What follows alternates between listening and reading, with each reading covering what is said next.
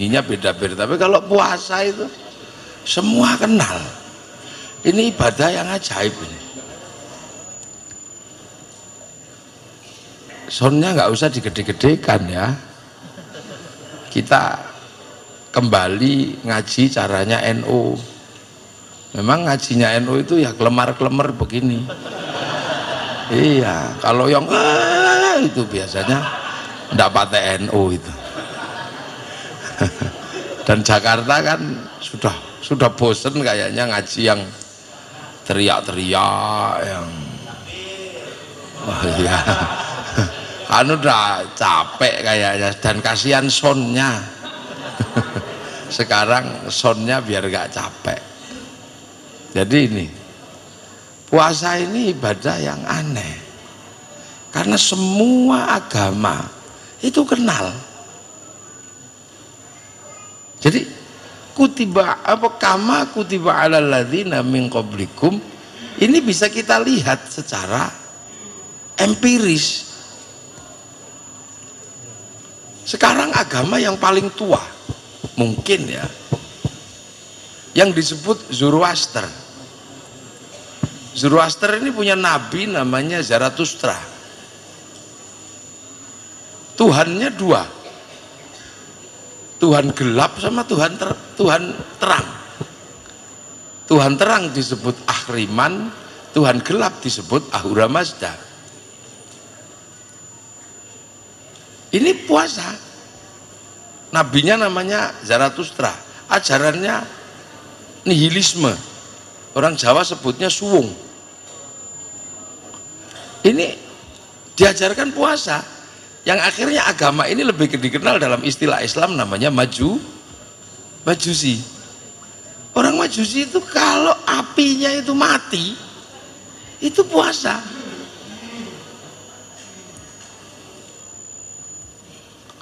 Yang ngik-ngik ini mana tuh? Kok ada yang ngik?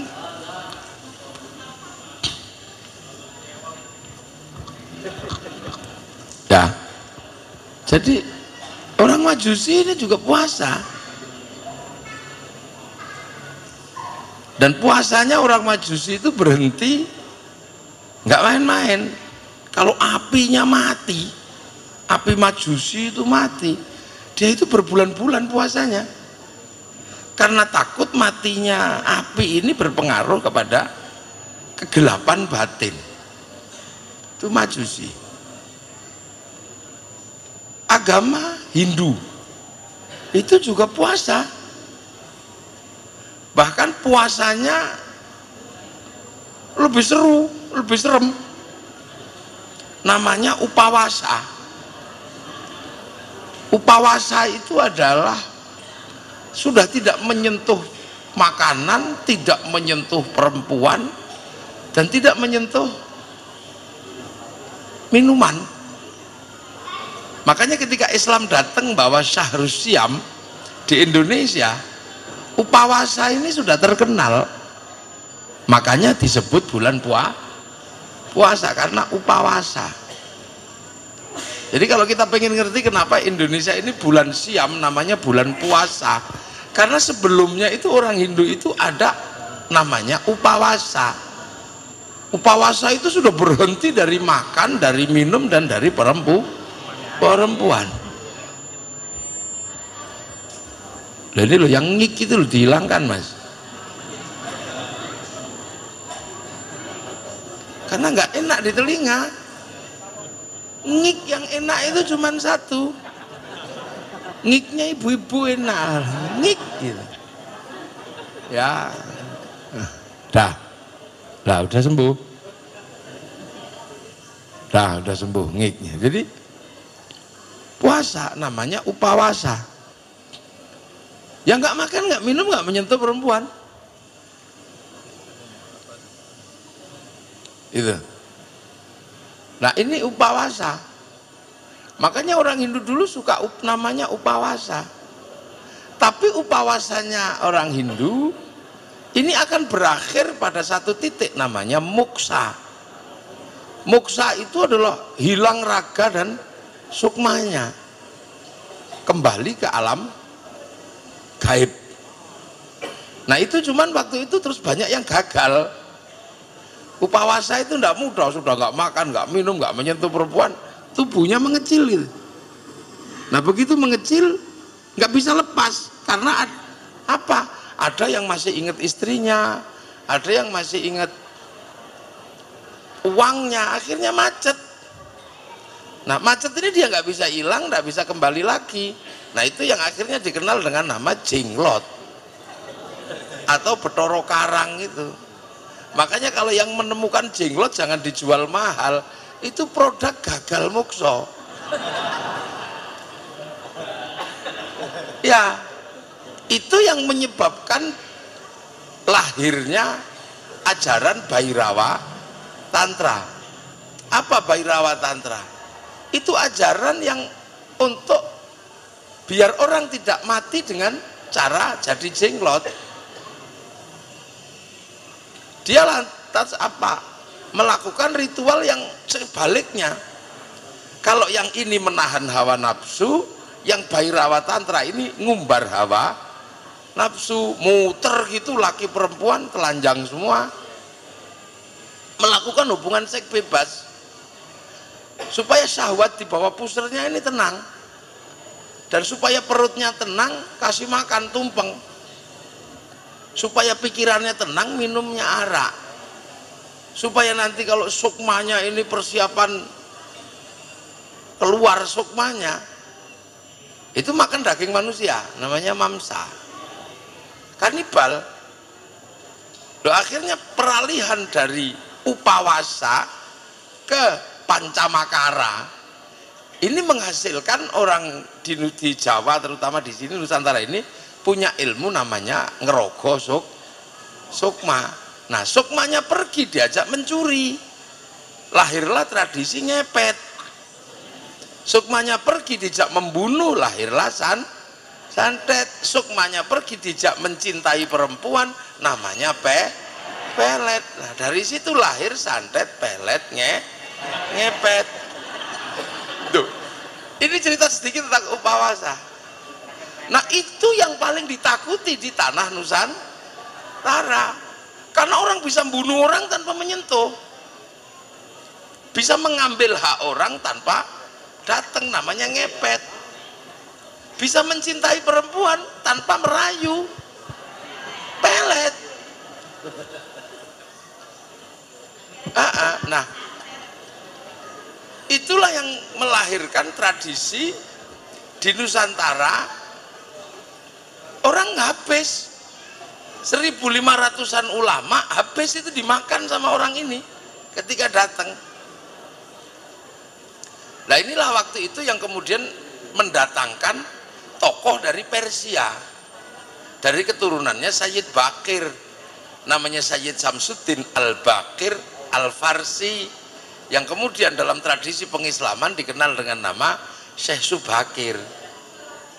Itu Sayyid Samsuddin Al-Bakir Al-Farsi, yang kemudian orang-orang seperti ini diselesaikan, akhirnya lari. Nah sebagian besar lari ke barat,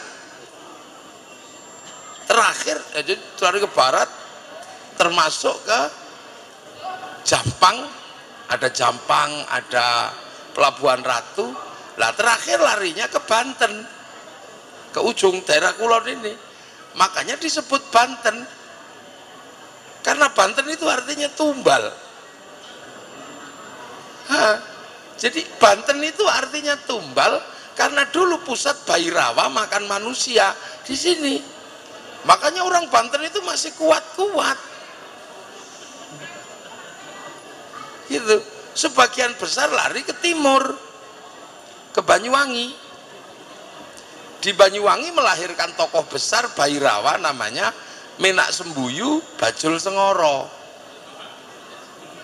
Ini Pranupawasa. Makanya di Banyuwangi dengan di Banten punya tipologi yang sama, punya kesaktian. Cari ilmu pelet ke Banten, ke Banyuwangi komplit. Cari ilmu santet Banyuwangi komplit, nggak tahu kalau yang di Banten gitu. Lah ngepetnya di titik-titik tengah, karena tadi pelariannya ada yang ke Gunung Kawi, ada yang ke Cilacap, ke Jambi Pitu. Nah itu yang kemudian di timur diselesaikan sama Maulana SH. Minak Sembuyunya melahirkan kekalahannya Minak Sembuyu. Anaknya yang perempuan namanya Dewi Sekar Dadu dikasihkan ke Mbak SH, lahir Sunan Giri. Nah, pelarian Bhairawa sebagian besar ke Kediri diselesaikan sama Sunan Bonang. Maka muhibah Islam Nusantara sebagian besar ke Kediri, karena orang Bhairawa bertempat waktu itu di Patung Totok Kerot di daerah Pagu Pamenang. Oleh Sunan Bonang diselesaikan, maka kemudian orang Bhairawa nyerah. Karena nyerah terus tidak apa-apa, kamu muternya tetap nggak apa-apa, tapi jangan telanjang, dipakai baju tumpeng karena itu halal, nggak apa-apa, wong itu nasi. Arak diganti sama teh sama kopi. Lah ingkung manusia diganti sama ingkung ingkung ayam itu. Mantra Ngrogo Sukmo diganti kalimat tauhid la ilaha illallah. Itu proses Sunan Bonang merubah masyarakat Bhairawa. Diajarkan kepada muridnya Sunan Kalijaga. Sunan Kalijaga mengajarkan itu kepada Mbah Sunan Geseng. Diajarkan kepada muridnya namanya Mbah Abdul Halim Benowo, diajarkan kepada muridnya Mbah Abdul Rahman Sambu, diajarkan pada Mbah Jabar. Mbah Jabar mengajarkan itu pada Mbah Sufyan, mengajarkan pada Mbah Abdul Halim Boyolali, diajarkan pada Mbah Abdul Wahid Solotigo, diajarkan kepada Mbah Khairon atau Mbah Gareng, diajarkan kepada Mbah Asy'ari, lah diajarkan kepada Kiai Hasyim Asy'ari, pendiri Nahdlatul Ulama. Maka NU tidak pernah ribet masalah tumpeng. Nah mestinya ibu-ibu tadi itu dengerin utuh, biar nanti kalau tumpengnya dimusyrikan bisa menjelaskan. Makanya saya selalu bilang kalau ada yang musyrikan tumpeng dijelaskan, kalau masih ngayal tapuk lambene, kan gitu aja. Nah ini tadi, jadi kenapa NU nggak ribet? Karena NU tahu prosesnya. Ya, dah itu tadi penjelasan Hindu yang puasa sampai panjang. Orang Buddha juga puasa. Kalau pengen mendapatkan puncak kesempurnaan yang namanya 8 jalan menuju nirwana, harus puasa di bawah pohon Bodhi. Dan itu nggak boleh pakai baju, pakai selempang gitu aja. Bahkan pakai celana juga nggak boleh. Iya. Dan itu nggak bisa dijahit bajunya kalau lagi melakukan puasa di bawah pohon Bodhi. Orang Nasrani puasa juga, namanya Jumat Agung sebelum Paskah, puasa dia. Orang Yahudi puasa di setiap peringatan Yom Kippur, puasa dia 3 hari biasanya. Nah apalagi orang Indonesia santri yang namanya puasa hobi, pengen dapat perempuan cantik kok ditolak, puasa. Jadi puasa ini punya tren tersendiri di tengah kehidupan manusia. Puasa. Syekh Abdul Qadir Al-Jilani itu diajari sama Syekh Mubarak Al-Makhzumi puasa 25 tahun sambil wiritan fa inna ma'al usri yusra, inna ma'al usri yusra, wiritan. Tuh, ganti mic. Ya. Loh, itu sama aja. Yang ini kali ini. Loh, sama aja. Coba. Sama aja loh ini. Oh, udah dengar, Pak. Dari tadi enak ini. Emang kita jangan biasakan dengan kasihan soundnya. Kita puasa jadi puasa ini menempati tren tersendiri. Imam Ghazali terkenal ahli puasa. Dan puasa ini punya kelas. Sunan Kalijaga puasa 3 tahun di tepi sungai jadi wali. La haula wala quwata illa billah, jadi wali. Sunan Geseng itu orang nggak pinter, tukang ngambil kelapa, puasa 3 tahun baca ya hayu ya qayyum, keliru yo kayu kuyoka, puasa. Ki Ageng Pengging waktu punya cita-cita punya anak jadi raja, puasa 7 tahun. Di samping Rawa Pening lahir Joko Tingkir jadi Raja Pajang. Calon Raja Mataram itu pengen punya anak alim tapi juga jadi raja, namanya Raden Bagus Harun.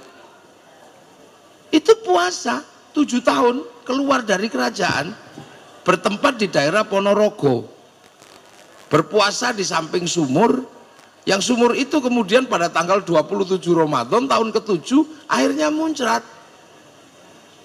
Oh, aku dapat Lailatul Qadar, maka sumurnya dinamakan sumur 1000 bulan, 1000 bulan. Kampungnya sampai sekarang dikenal dengan nama Kampung Sewulan. Wah, akhirnya diberkati punya anak perempuan, galaknya ndak umum, dikenal dengan nama Nyi Ageng Alap.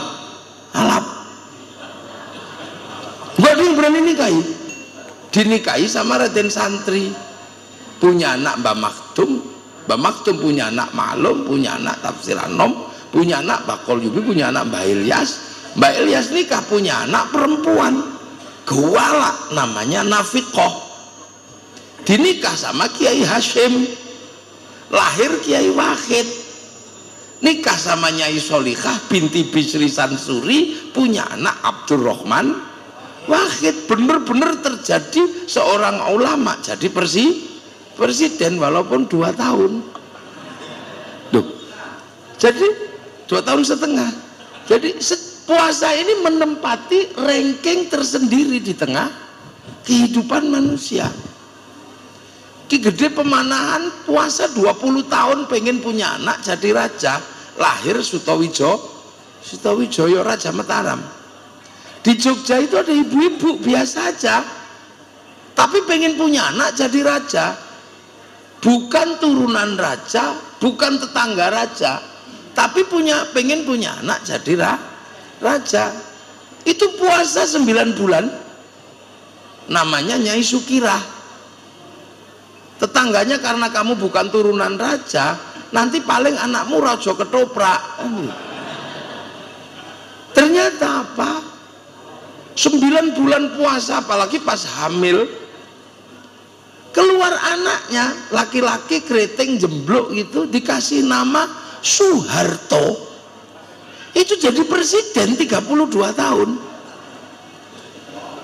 Loh itu makanya santri-santri juga sama, kalau pengen punya hajat gede itu puasa. Mencintai perempuan kok ditolak, puasa. Masuk aja ke masjid 7 hari 7 malam, ya Rahmanu ya Rahim, I love you. Ini puasa, ini tradisi puasa. Nah, kalau tidak puasa pakai ya Rahmanu ya Rahim, cari pohon besar puasa, baca Sunamata Kaji ajiku jaran goyang tak goyang-goyang, I love you, sama saja. Loh, ini beda. Jadi puasa itu berbeda. Makanya orang-orang yang kuat puasa. Nenek moyang kita nggak terlalu pinter tapi puasanya kuat-kuat. Bisanya cuman Bismillahirrahmanirrahim, tapi sakit gigi itu sembuh. Bidan, dukun bayi nggak ada yang sesar gitu, nggak ada. Puasa yang dibaca cuman lokuwolo wolokuwato itu. Begitu orang ini susah lahir, lokuwolo keluar. Itu loh. Makanya dan jangan heran Dan puasa ini nggak mesti dibikin baik, bikin buruk pun hebat. Wong puasa itu aneh kok. Dukun santet itu kalau puasanya semakin kuat, santetnya semakin teksek. Lu ahli-ahli maling-maling itu kalau puasanya kuat dikejar polisi hilang. Makanya jangan heran orang cari nomor SDSB pun puasa. Loh, jadi puasa ini menempati satu titik yang sangat spesial di hati manusia. Nah, begitu tradisi puasa ini mulai kurang, maka manusia kualitasnya semakin turun. Dulu orang ketemu singa, singanya lari karena cuman lari singanya.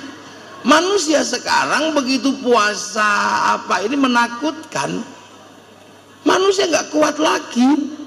Jangankan ketemu singa, ketemu melinjo takut.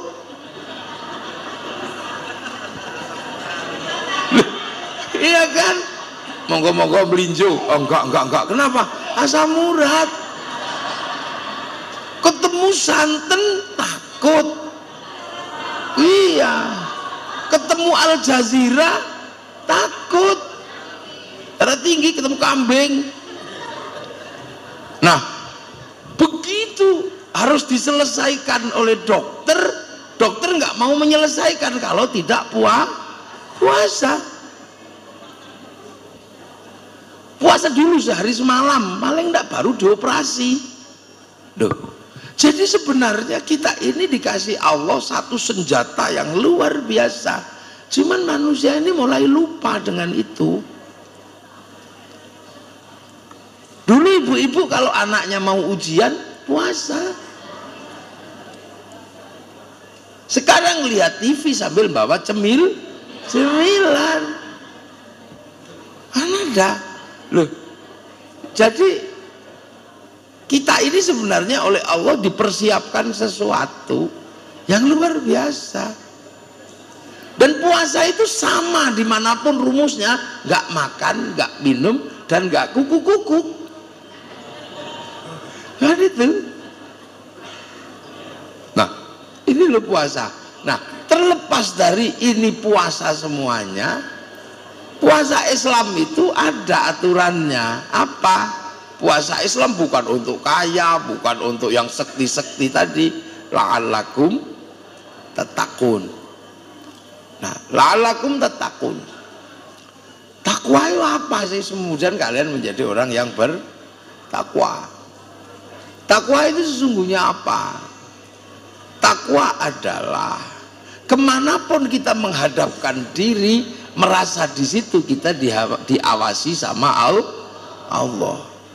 Kemanapun kita melihat itu seolah-olah kita berhadapan dengan Allah. Makanya akhirnya takut meninggalkan perintah, takut menjalankan larangan. Itu lu kok bisa rumusnya pakai puasa? Nah, ini kita bongkar satu-satu ini.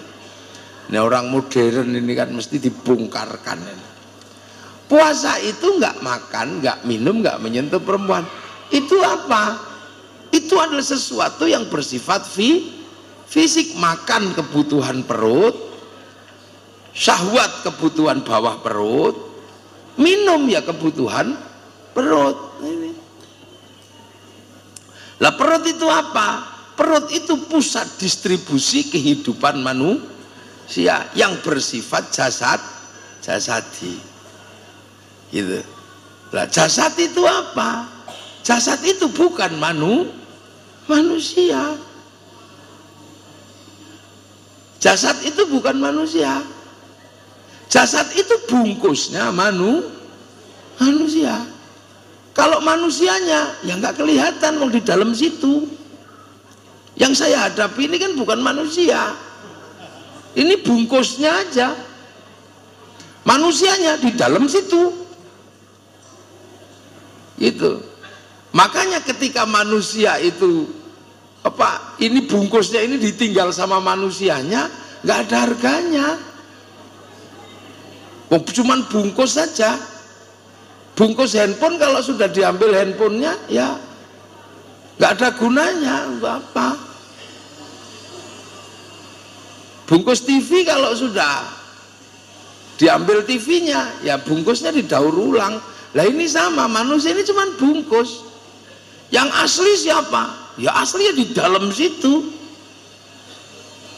Yang orang sering sebut sebagai apa? Nyawa, ruh. Nah itu menungso yang pernah ditanya oleh Allah dari langit sana produknya. Nah kalau bungkusnya ini kan produk lokal dari makanan bumi, makanan bumi aja dia bukan makan, akhirnya diproses di perut juga, vitamin diambil tubuh, ini diambil keluar, ada yang jadi ada yang jadi kelek, ada yang jadi apa. Nah ada yang jadi nutfah di sini. Nutfah itu zat hidup yang ada dalam setiap makanan sesuai dengan hasil dari idza arada syai'an ayyaqula lahu kun fayakun. Kunnya Allah itulah yang namanya nutfah. Makanya nutfah laki-laki dan perempuan dicampur, nanti jadi segumpal darah, terus segumpal daging. Nah kalau sudah jadi daging baru nyawa turun lah. Ketika turun ditanya alastu birabbikum, kamu lupa nggak kalau aku ini Tuhanmu? Nyawa jawab qalu bala syahidna fanfukhur ruh, maka ditiup ruhani ke dalam daging. Akhirnya dagingnya hidup. Akhirnya dagingnya hidup, dimplek-plek daging, diikat pakai otot, ditiangi pakai tulang, bungkus kulit, tumbuhi rambut. Akhirnya 9 bulan keluar. Yang keluar kelihatan bungkusnya. Nah bungkusnya ini ya tergantung yang bikin. Kalau yang bikin pesek ya keluarnya pesek. Kalau yang bikin hitam ya keluarnya hitam. Makanya kalau yang dibikin di Irian ya kulitnya begitu. Itu karoseri sana. Yang dibikin di di Bugis ya kayak Yai Andi Jamaro ini. Nah kalau dibikin di Cina ya tembem-tembem, sipit-sipit itu. Nah makanya kalau yang diproduksi di Arab ya begitu, yang diproduksi di Eropa ya tinggi besar, rambutnya merah. Tergantung yang nyidak aja, nyidak pesek keluarnya pesek. Kalau yang nyidak kok cakep itu, ganteng sama cantik ya keluarnya ini.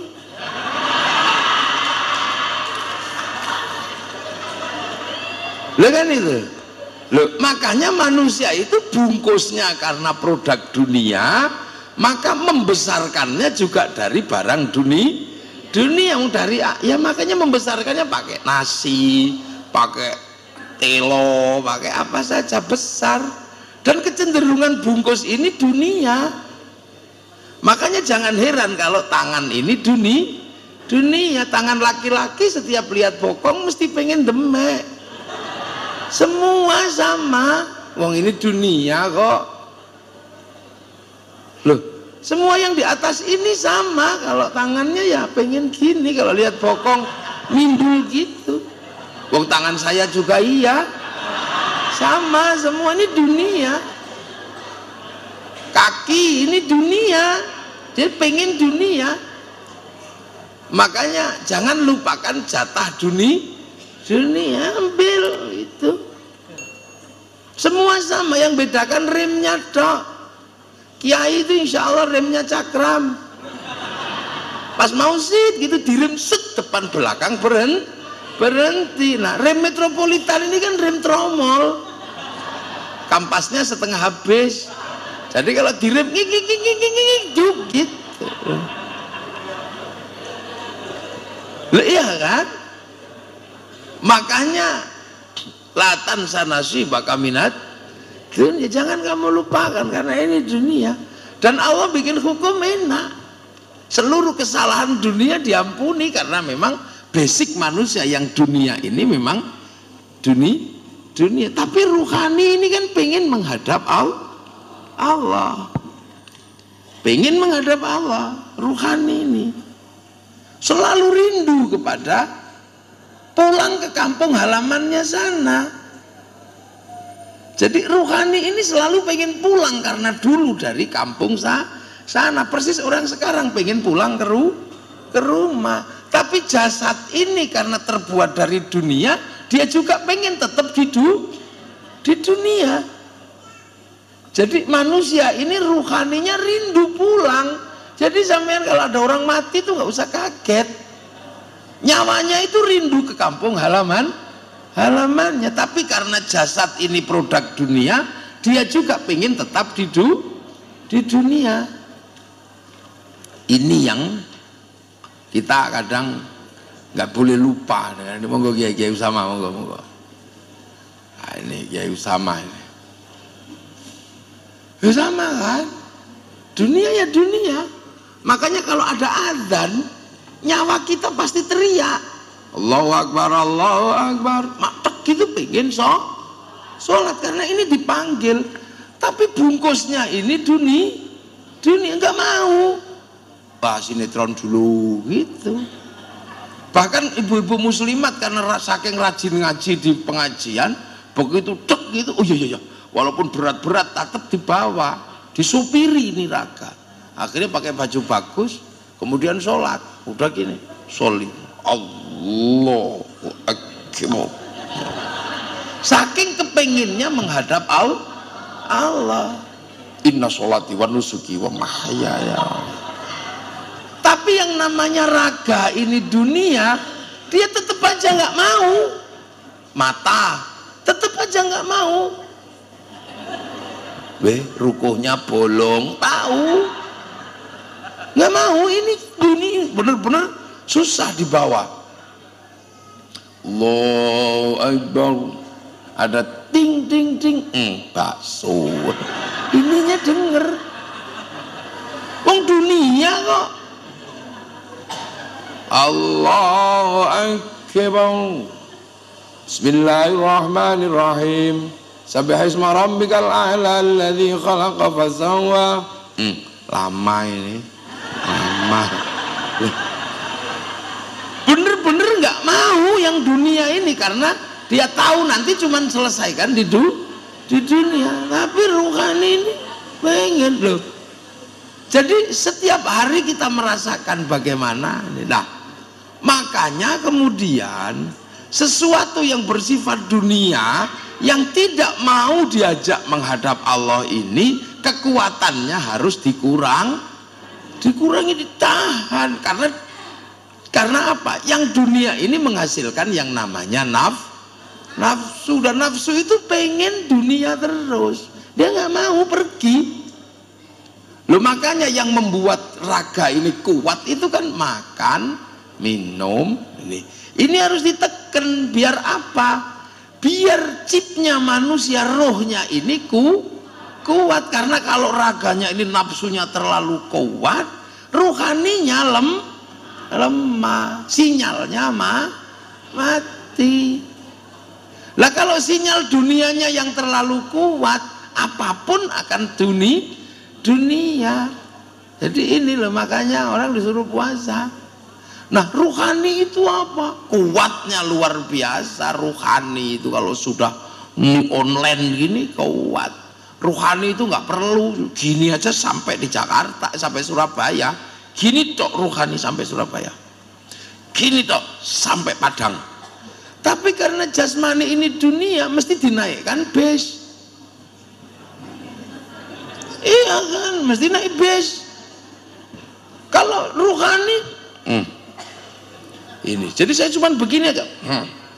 Ini saya merasa sudah menyentuh seluruh kepala ibu-ibu. Kayak gini. Ini ruhani, tapi kalau jasmani harus jalan ke situ. Loh, ini loh, ini dunia, ya. Perbedaannya di situ. Ini jasad. Ini mesti ditahan.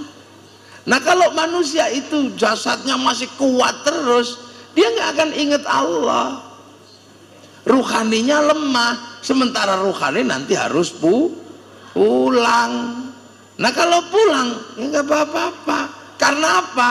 Karena tugas jasmani ini mengantarkan ruhani, carikan bekal ini jasmani. Sama dengan pisang. Pisang itu yang nyarikan makanan pisangnya, ini gedeboknya itu. Yang mencarikan makan beras itu padi, pohon padinya. Yang mencarikan makan kelapa itu pohon kelapanya. Sekuat pohon pisang mengambil makanan, sekualitas pisang yang dipanen. Sekuat padi mengambil makanan, sekuat kualitas beras yang dipanen. Nah, setelah panen apa yang terjadi? Itu apa yang terjadi? Ya sama, manusia dan padi sama. Setelah padinya dipanen, pohon padinya dibuang. Yang ditunggu oleh pisang itu buah pisang. Setelah buah pisangnya diambil, teboknya dibuang. Sama sampean, begitu dipanen malaikat, nyawanya diambil, ya bungkusnya buang. Bahkan nggak ada yang mau dikasihkan, nyawa ambil nggak mau. Nah sama, setelah diambil masuk laboratorium. Beras itu tidak perlu ketahuan dari mana, pohonnya seperti apa, selagi berasnya ada masuk laboratorium, ketahuan organik atau bukan organik. Pisang juga sama, setelah dipanen nggak tahulah teboknya di mana. Kalau pisangnya ada masuk laboratorium, ya ketahuan pisang organik atau bukan. Sama dengan manusia, setelah diambil ruhaninya, jasadnya mau dimakan cacing mau apa, kalau nyawa ini masuk laboratoriumnya Allah, mithqala dzarratin khairan yara, mithqala dzarratin syarran yara. Sama kayak syuting itu. Syuting itu kan ngerekam saya, keluar nanti. Tapi semua rekaman alat syuting itu dimasukkan ke dalam kartu memori. Setelah merekam saya, syutingnya dibanting, nggak masalah selagi memorinya masih ada. Diputer keluar gambar saya semua.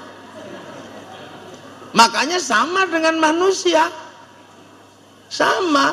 Kita ini mau apa, direkam di sini. Tangan gini, keluar rekamannya nanti. Kita megang pantat perempuan, gitu, rekamannya ada.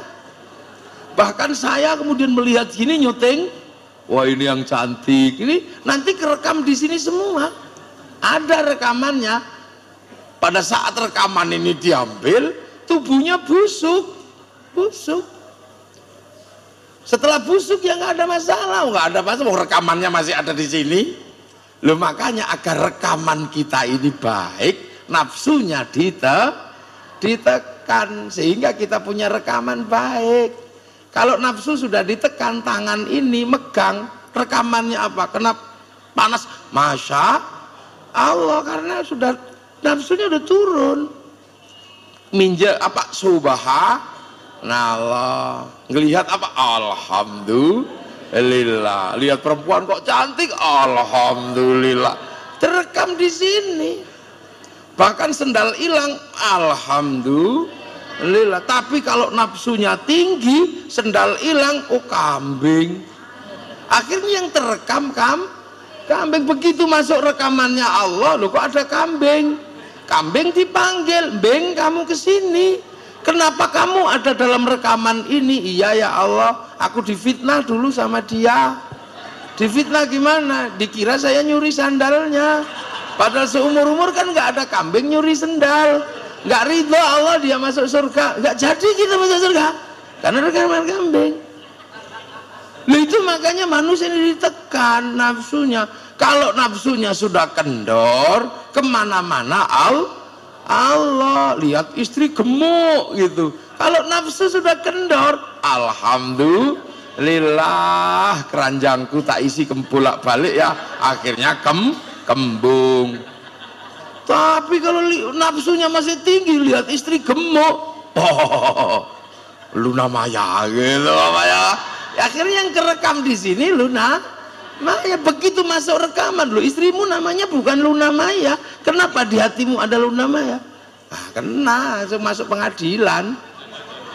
Gitu aja. Jadi sampai nggak usah membayangkan tentang jasad yang hancur nanti rekamannya gimana. Wong syuting itu hancur rekamannya, memorinya masih ada. Handphone ini ngerekam saya, selagi memorinya ada, handphonenya dibanting, nggak ada masalah.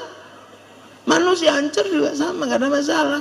Lalu itu loh, maka suruh rekamannya baik. Makanya ulama-ulama kalau pengen nafsunya turun, jangankan nafsu ke barang haram, nafsu ke barang halal itu kalau nggak ditata masalah.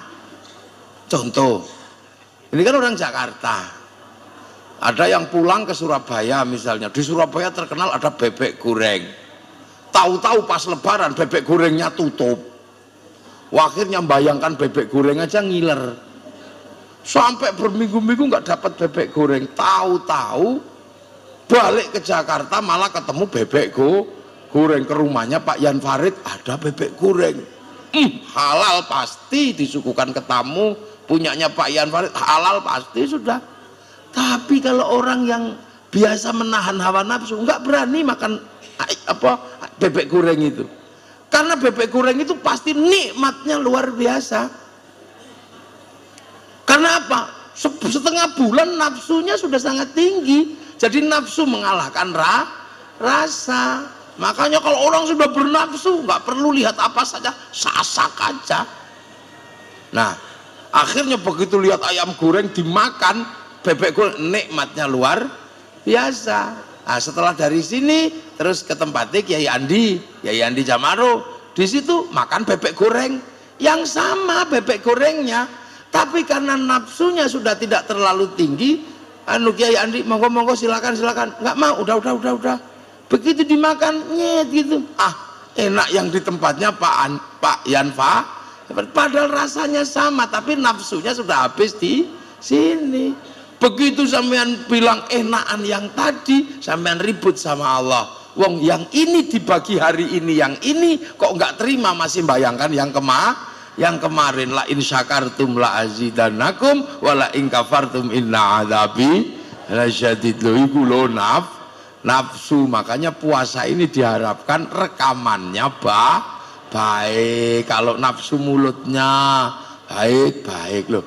Kalau rekamannya baik semua, mithqala dzarratin khairan yara, mithqala dzarratin syarran yara, kelihatan. Nah, kalau rekamannya baik, pasti orang ini akan merasa di mana-mana melihat Allah. Lah kalau sudah merasa di mana-mana karena nafsunya turun, ya pasti jadi orang takwa. Maka la'allakum tattaqun ditaruh setelah kutiba alaikumus syiyam. Loh, gila ya. Kang, gini cara ngaji santri itu loh, makanya ini masalah rekaman aja.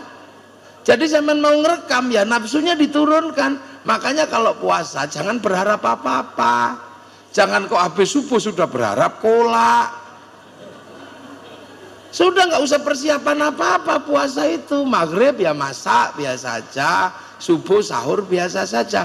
Insya Allah nafsu jasadi ini tuh turun, walaupun selama 8 bulan 11 bulan nggak turun, tapi selama 1 bulan tuh turun nafsunya. Maka kalau nafsunya turun, nafsu tangan turun, apa turun, enak. Lah ini loh, maka la'allakum tattaqun diletakkan setelah kutiba alaikumus syiyam. Makanya jangan kok terus puasa malah nafsunya semakin tinggi, nafsu belanja, nafsu makan. Nafsu apa? Jangan ya. Lah inilah amma ba'du. Nah, muqaddimah ngaji selesai. Loh ya kan muqaddimah aja. Muqaddimah ngaji puasa. Itu loh lah. Nafsu dunia ini mesti diturunkan. Makanya kalau nafsu ini turun enak. Manusia ini kalau jasad nafsunya sudah turun enak. Nah sekarang apa yang terjadi seperti ini? Sebenarnya kan sama saja. Kan gitu, sama saja. Apa? Manusia ini punya jasad. Jasad ini harus difasilitasi oleh kehidupan dunia, harus difasilitasi. Nah, fasilitas kehidupan dunia ya seperti ini, ada ekonomi, ada politik, ada ya macam-macam. Ini untuk urusan jasadnya manusia. Itu ya, di situ itu.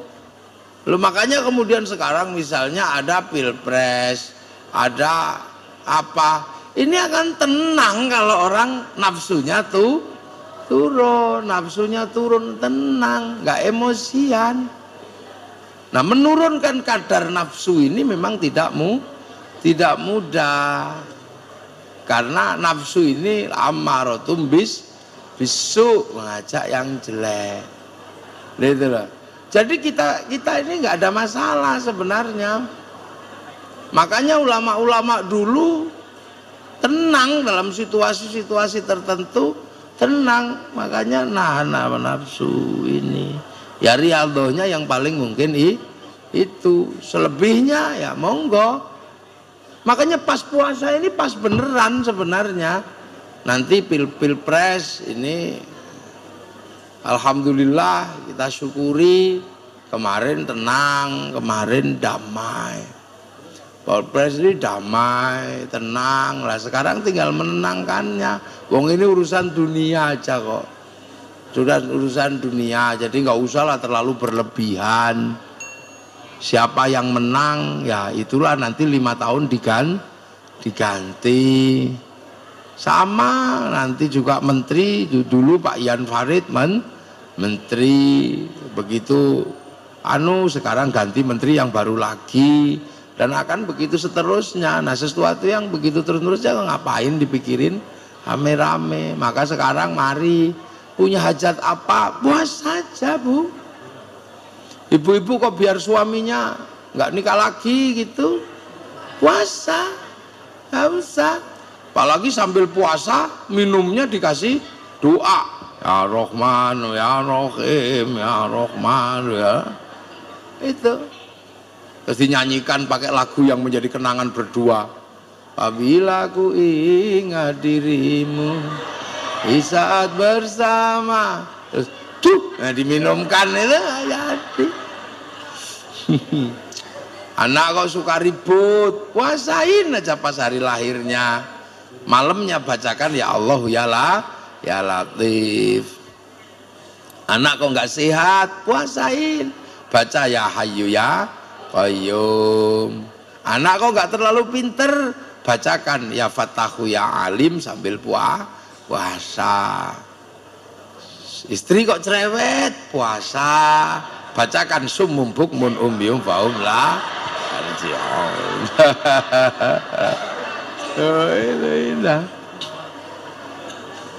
Jadi Ramadan ini besok ya akan jadi situasi yang indah sebenarnya, asal kita mampu memaknai puasa dengan tidak mengumbar hawa nafsu, ya.